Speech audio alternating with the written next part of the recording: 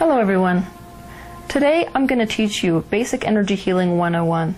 Energy healing is its own life subject. You could basically donate your entire life to studying just this one thing. In the future, I plan on creating my own energy healing modality, which people can certify through. But for today, I'm going to teach you about just the basics of doing a standard energy healing session. Helping me today is my lovely friend, Kierstie Leavitt. People often mistake her as my twin. So she's going to be with us today, so everyone say hi. Hello. So why does energy healing work? You live in a vibrational universe. The basis of every physical thing that you see is in fact energy. So you could think of this energetic reality, the quantum field, as the blueprint of physical reality. So anytime you are focused on changing some aspect of this quantum field, you change the physical field, because the physical reality must follow suit. The reason that energy healing works, then, is that when you are introducing your own vibration, which a vibration could be a thought you're thinking, any kind of intention, when you introduce that vibration, you are causing the other person, or whatever else you're doing energy on, to entrain and resonate with the vibration which you are introducing. The law of this universe is the law of attraction, meaning that the only vibrations which can share space are vibrations which match. And so most commonly, it is the dominant vibration which becomes the vibration which all else matches. So if you are able to maintain a dominant vibration, the person's body, or the water, or the food, whatever it is that you are introducing that energy to, must come up to match that higher frequency. It must entrain with that frequency, and thus the body can no longer be a match to those negative physical conditions which they were experiencing. There are so many energy healing modalities, and like every other profession, not everyone can agree. But the one thing everyone does agree on is that wherever the mind goes, energy flows. The most important part of energy is your mind. As you can imagine, knowing this first principle of energy work, it is incredibly important for you to be deliberate about your focus. You can't walk into the room with somebody who's having an ailment and focus on the ailment and be a match to the solution for that person. You have to hold as a picture in your mind the improved state, or the process of improvement. The person's body, their energetic field, is going to match that idea which you are now focused on. So, instead of walking in the room with someone with a broken bone and putting focus on the brokenness of that bone, you want to walk in there and focus your mind on anything that is a positive vibrational state, such as the healed bone, a completely healed and healthy bone, or white light potentially. And you can focus on anything like that that will help the person resonate with that improved state. You can also focus on a process, like pulling negative energy out of that bone and then suturing the bone back up. Most important thing is that you're focused on whatever you want the end result to be. You're not focusing on the problem as it currently stands. All people are capable of energy work. It is true that some are born with this innate talent and the innate drive and intention to be doing healing work, but there is not one person walking this planet that cannot help to heal another person. So let's talk about why we would want to traditionally use our hands in an energy healing session, knowing that the number one most important thing involving energy work is where the mind is going. It's because naturally the energy flows through your body in a specific pattern, and the major output for that energy flow is in your hands. It's a point that the Chinese call the Lao Gong point. It's right here in the center of your hand. So if you take this middle finger and you put it down towards the center of your hand, that output is going to be right where that finger hits, basically in the center of your palm. Naturally, when you are around somebody who needs energy healing, somebody who would benefit by your energy, your energy will start flowing, which is why commonly people who are healers or who are attuned to their own frequency and energy will start to notice their hands getting hot whenever they're around somebody who's sick or somebody who's feeling emotionally negative. It's because that person's energy is now calling forth the energy from the person who has just walked in the room. Anytime you're around somebody who has a need for energy, that energy will start to speed through the channels and be sucked, for lack of a better word, out of this point in your hand. And that speed with which that energy starts leaving creates a friction, which is why you feel that intense heat that we so often associate with energy work.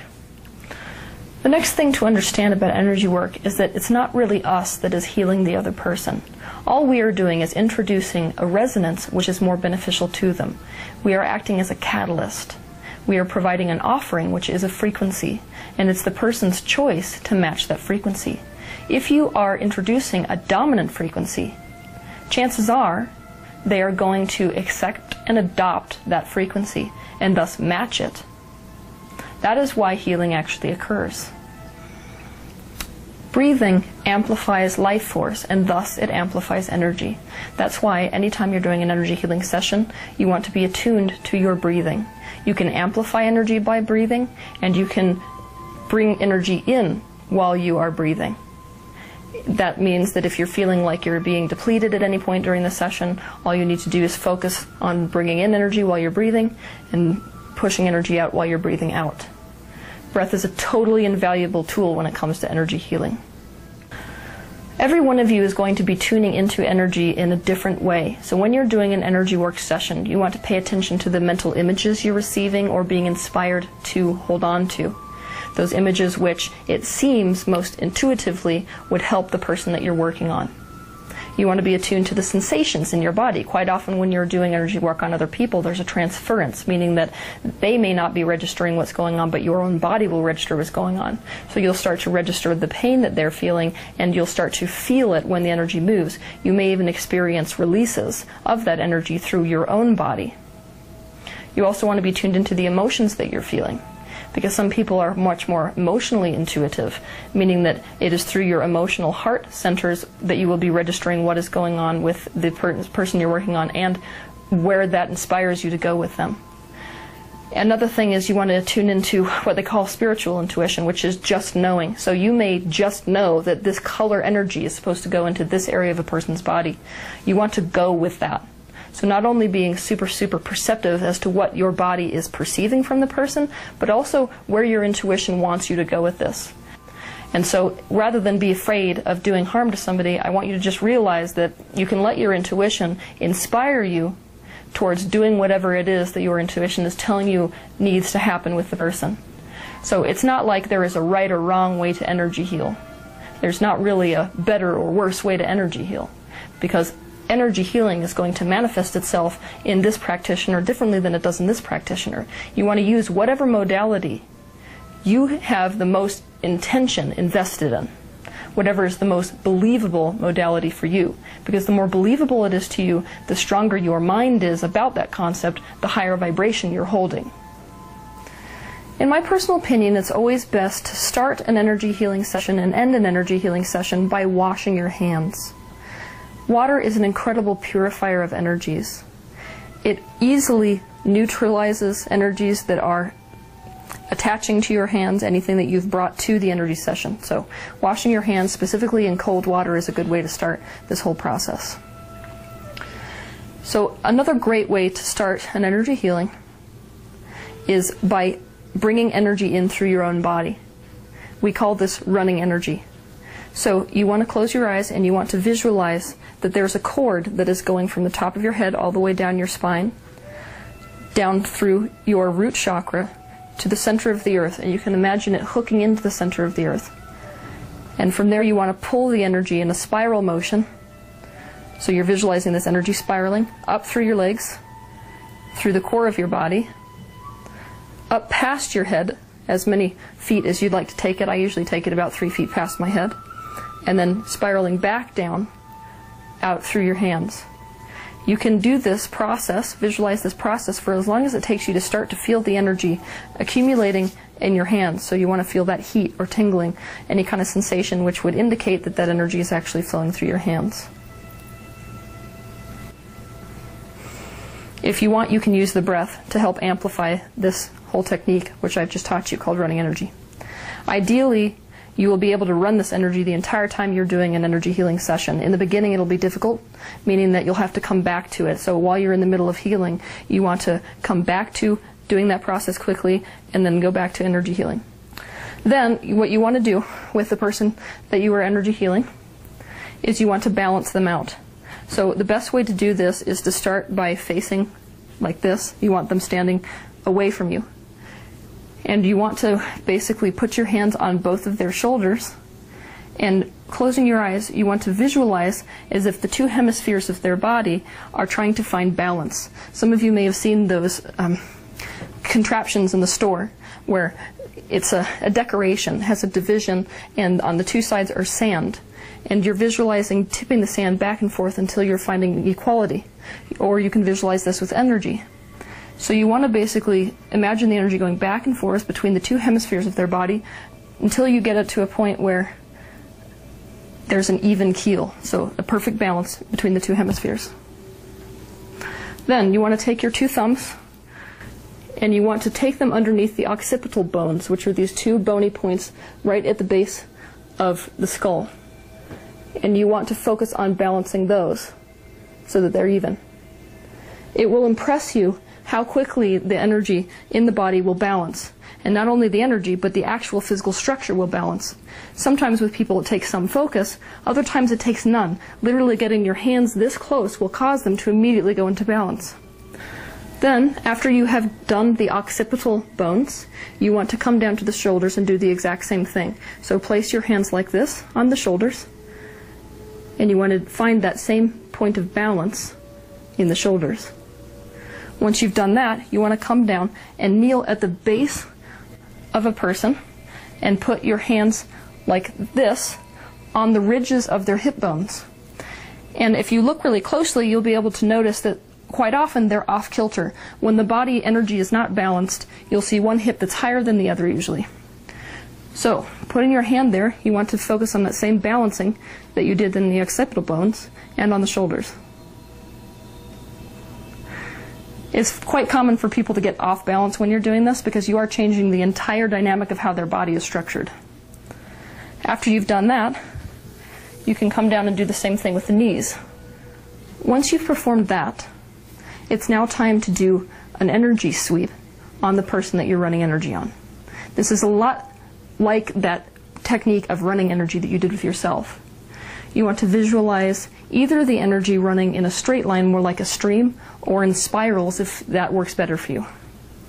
So you come from the back first. You start by collecting the earth energy, and you want to pull it up through their body, up past their head, and then down their head through their arms. You want to do the exact same thing on the front. Before we move on to the next part, I want to mention that there is another way to run energy which works just as well for some people. That is that you're pulling in energy from the earth up to about your dantian area or here to your solar plexus area. Simultaneously, you are drawing an energy, universal energy, from your head, and you're causing that energy to meet here. That meeting of energies, universal energy and earth energy, is going to cause a type of a reaction. And you're going to push that energy of the collection of those two energies out through your hands. That's one way that can really work for people when they're running energy through their hands. And one way is not better than another way.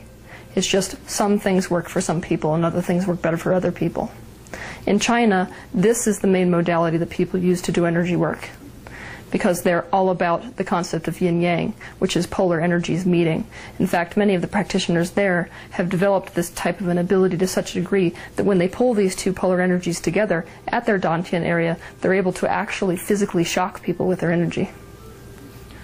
Then what you want to do is one by one go through all of the chakras down the body, and you want to hold your hands over that chakra and allow the person's body to pull your energy in. You're allowing the body to use whatever energy it pulls from you in whatever way it wants to. So we'll start here at the crown chakra, which is right at the crown of the head.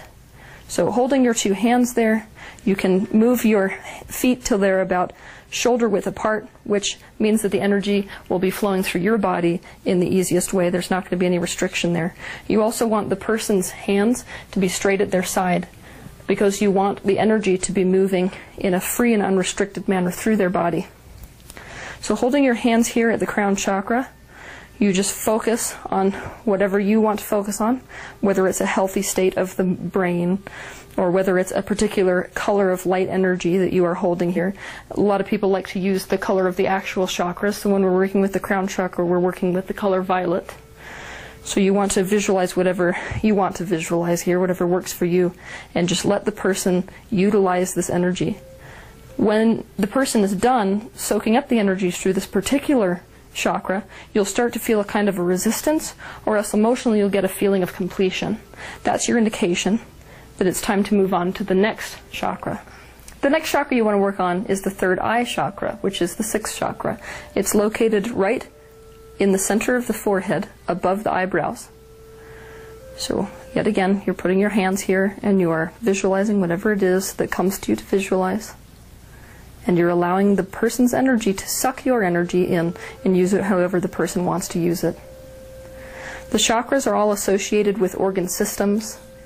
And so if a person has a deficiency in the particular organ system that's associated with this chakra, it's most likely that they're going to utilize a lot more energy in this one versus another one.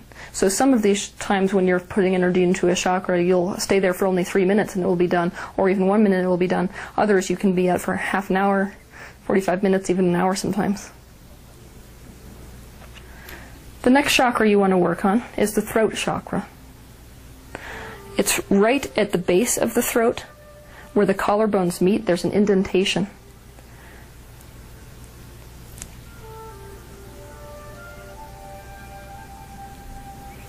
Again, this is the abridged version. If I was doing an actual healing session on Kierstie here, instead of using her as a demonstration, I would be spending much more time on each chakra.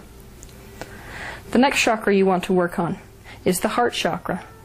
It is on the chest, above the breast.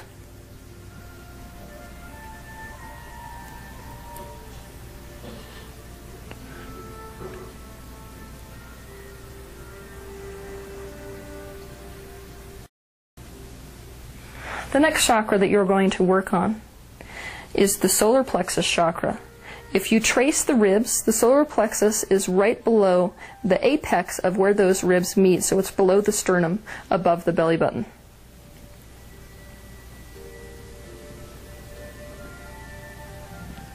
The next chakra is the sacral chakra. This is the one that's associated with sexuality. It is above the pubic bone and below the belly button.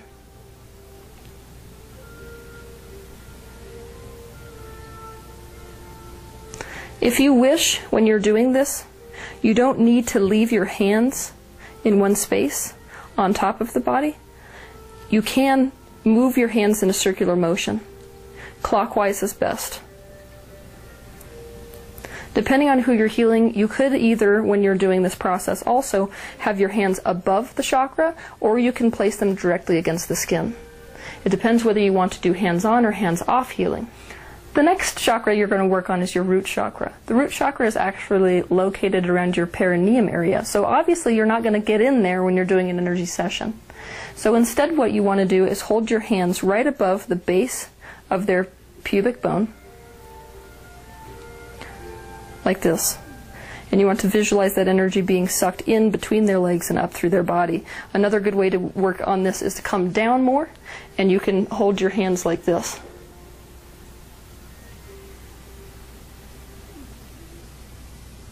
Traditionally, those are the 7 major chakras that people associate with the human body. In reality, there are many more chakras. Some that extend past the head, some that come into the arms and the legs and the bottom of the feet. It's just when you're talking about basic chakras, and this is Energy Healing 101, those are the main chakras that you're going to work with. Again, if you want to use color associated with your mental process of this particular energy healing modality, which I've just shown you, then I'm going to go over the color which is associated with each one of these chakras so that you can use it in tandem with that chakra to the best of your ability. The crown chakra is associated with an intense violet color, that's purple. This third eye chakra is indigo, that's a blue-purple color. The throat chakra is blue. The heart chakra is associated with green. The solar plexus chakra is used with yellow.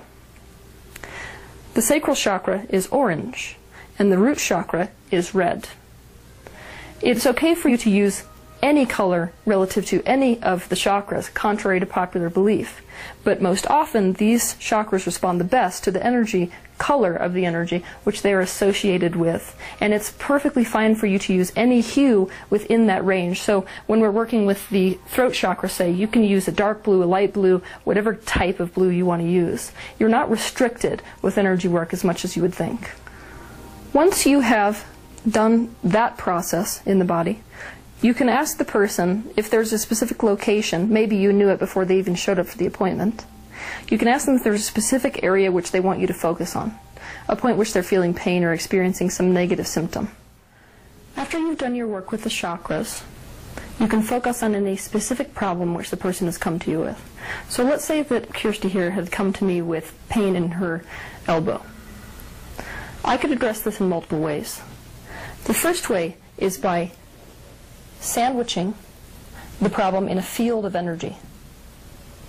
I could focus specifically on a type of light or something which I would like to diffuse this area with, to cause it to resonate with the frequency of something like a golden or a white light. Or I could visualize what I want that area to look like. What you want to do when you're working with any kind of pain is to chase the pain. It's natural that when you take your energy to a specific area like this, that the energy is going to move up or down the meridians, usually down.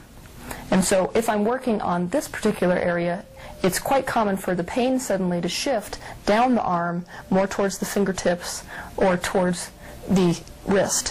What you want to do anytime the pain moves is to chase the pain. So you want to then move your arms down. Let's say if the pain shifted to a wrist, you want to move that location, move to that location. You could also focus on sweeping the energy.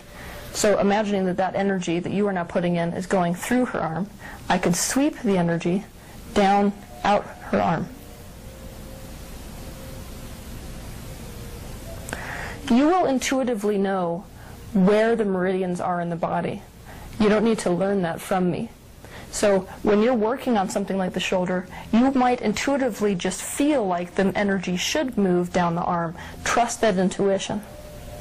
Another way you can go about addressing pain is by localized energy work. So you could utilize 2 fingers, 1 finger, or 3 fingers.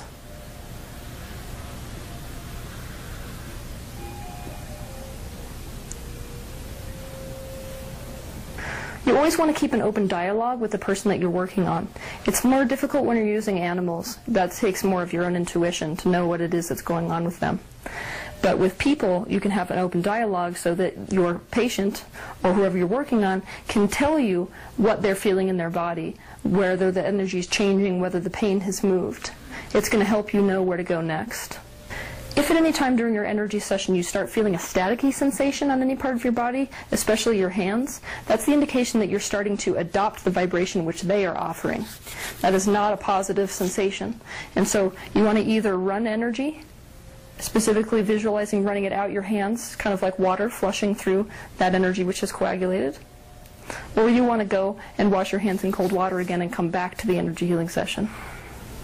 You can, if you wish, visualize pulling all of the negative energy out of the body before you begin doing any of this process which I've just taught you, of filling the body up with a positive high vibrational energy. That works for some people. Or you could visualize on introducing that high vibrational energy and the fact that that will inevitably flush the negative energy out the meridians. As far as basic healing is concerned, there are 3 mental techniques involving color which seem to work the best. The first is to visualize a white or a gold energy. You can put whatever area of body needs focus in a field of that energy and understand that the body is going to entrain with that frequency and not be a match to the negative symptom anymore. The next super beneficial healing technique is called the violet flame. What you visualize is a very violet color of fire, and you can visualize pulling it in through the body or to in a localized area, and you can visualize that fire burning up any negative energy that might be there, so that all it leaves behind is the improved and high vibrational state. The third super beneficial color use is a blue-green light, a calming and repairing light. You can visualize this blue-green energy in any area that you're working on, repairing and pulling things together and leaving whatever physical condition you're working on or emotional condition you're working on in its highest state. It is very rare that you will see any condition that does not react to either the white gold light, the violet flame, or that blue-green light. Those 3 color techniques, when it comes to energy healing, are the most universal, meaning that you can use those on any problem that you're running up against and see a benefit as a result of it. The most universal energy that you can possibly use when it comes to energy healing is love. So the best way that you can go about any type of energy healing is to focus your love into whatever area has a problem and into the being that you're working on specifically. Fill them up with love. Love energy is universal. It is the highest vibrational state. Once your energy healing session has come to a feeling of completion for that day, you want to focus on running energy through you again. So that same process of hooking the cord into the center of the earth, pulling the energy up through your body and out your hands. You want to do that a few times with the breath to make sure that you've flushed any energy that is not yours that you've accumulated or resonated with during this vibrational session, so that you can go about your day in a heightened state of energy, it's quite common for people who are doing energy work in the beginning to utilize too much of their own energy and to focus in a way which depletes their energy. And so running energy after the healing session for yourself as the healer alone is going to help you to not feel depleted. It's also important for you to wash your hands after the session, like I said before, not only because water is the purifier and it neutralizes energies, but also it will help your mind disconnect from the energy session. It's also important not to attach to the outcome of an energy healing session. Anytime you're attached to the outcome, you've introduced resistance. Resistance to the idea that something may not happen, resistance to the concept of you not being good enough as a healer. Anytime you've attached to the outcome, you're introducing resistance. So in any way you can, release resistance to the outcome of the session. Also, you want to set the intention that whatever energy work you've done is going to continue to work even after the session ends. So days, weeks, months, however long you want to set the intention. Just so that you can know that when the person leaves your presence, the energy itself is doing the work still, without your focus. Don't forget also that you can ask for help from higher powers or from spirit guides or any other type of universal energy while you're in the middle of a session.